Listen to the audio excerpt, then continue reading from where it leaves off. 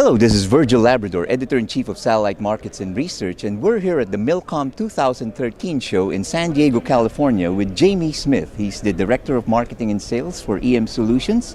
It's an Australian company, and they've been exhibiting at the MILCOM show and other shows for quite some time now. So Jamie, just for the benefit of our viewers who aren't too familiar with your company, can you give us a brief overview of what you do?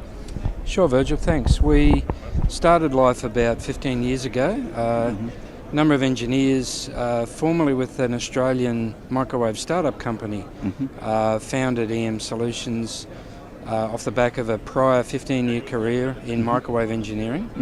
So we've had another 15 years in specialising in building satellite communication microwave equipment, focusing on Ka-band satellites, and especially for military customers. Right. And what do you think of the military market, Jamie? You know, it's been experiencing some I call turbulence. Yeah, it certainly has. Yeah. We're a relatively small company. We certainly don't make any significant market share impact on the big players with quantities of orders for big programs. But what we do is we do complex projects, engineering, designing products that don't exist, that people have a need for but can't go and buy off the shelf. So while the military market for the bigger programs is probably very flat, we're seeing a lot of demand for specialised product design services. So one of our customers in Europe, for example, has engaged us to undertake a whole design exercise, certification testing to military standard for a product that just basically wasn't there off the shelf for an airborne application. Lightweight, powerful, etc. Now, do you also see, there's always talk about pivoting to Asia Pacific. Do you see the demand also growing in that region? That's a good question. Because we're focused on Ka-band and because a lot of our business has come from the military customers as opposed to the commercial customers, we don't see a lot of Asia Pacific military customers going into Ka-band yet. We hear them talking about it. Part of the challenge there, I think, is the climate, the weather. Ka-band is great in dry locations, in areas where there's not a lot of rainfall, and it'll work in other places, but not perhaps as reliably and well as at the moment as Ku-band will. So we're seeing people in Europe very much taking up Ka-band, Middle East, Africa, and the USA, Canada. A lot of the WGS countries obviously going to look at how do I get into the WGS satellite network. So that's where we're focusing our efforts. We're not going for everybody, we're going for people who are sort of looking for what we've got, what we can deliver. So talk about the products that you're offering the military market and the products that you're highlighting here at the show, Jamie. We probably have two main areas of focus. As I said, we've had a long 7 or 8 year background designing and building military grade Ka-band RF equipment, so transmitters and LMBs.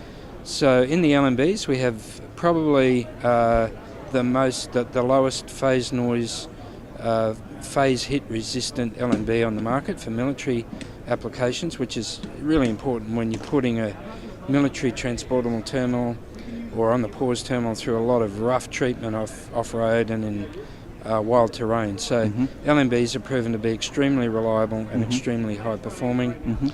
So that's just a stable product that we've sold many of.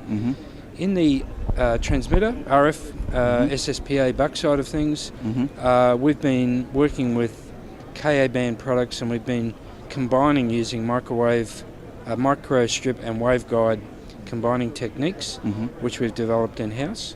We also have our own integrated linearizer, which we've developed in-house. So our products are small, lightweight, powerful, linear, and more recently we've been developing wideband switchable applications. So at the moment we have a product that will deliver nominally 50 watts of saturated power. We've tested it and it's pumping out about 80 or 90 watts, which was as good as we could really have hoped for. And it's pumping out about 40 watts of linear power, which is, there's not too many other products around that in that size package that will do that. Now talk about this product here. There's your Ka-band SATCOM on the move. SATCOM on the move. Rather. Yeah. So the Australian Defence Force,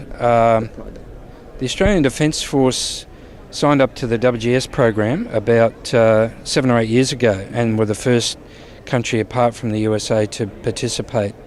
And part of that exercise was they decided that they needed some platform for their vehicle-based command and control centres. They looked around at the market, weren't particularly enamoured with products that were on the market, so they commissioned us to do a joint R&D exercise to firstly evaluate what technology, what platform, what architecture would be ideal for WGS SATCOM on the move. So we investigated phased array, flat panel technology, as well as the parabolic dish, and we looked at all the options, and we decided in consultation with the Australian Defence Force that the parabolic dish mounted on a 3-axis mechanical platform would be architecturally the best option to give the best satellite performance. The challenge then was maintaining pointing accuracy to a standard acceptable for WGS, because if you don't perform, you don't get certification. So we looked into the different options, and we decided on an approach which we eventually designed and implemented in software on board the terminal, called a closed-loop tracking and pointing system, where we actually listened for the beacon signal from the satellite, and work out in 2 dimensions where we are pointing and where we should be pointing. And the closed-loop pointing control system delivers less than 0.2 of a degree pointing error, which is the worst case, which is lower than the acceptable WGS standard.